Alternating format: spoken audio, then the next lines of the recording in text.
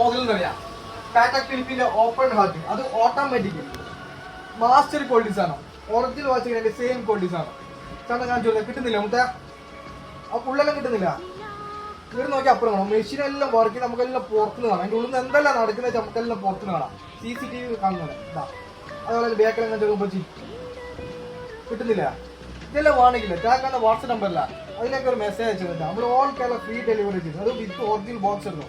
ഷോറൂമിൽ നിങ്ങൾക്ക് ഇങ്ങനെ കിട്ടും. അതേ സെയിം ക്വാളിറ്റിയിൽ നമുക്ക് സാധനങ്ങൾ കിട്ടും കിട്ടാം. അതുപോലെ അതിൽ വേറെ ഇതാ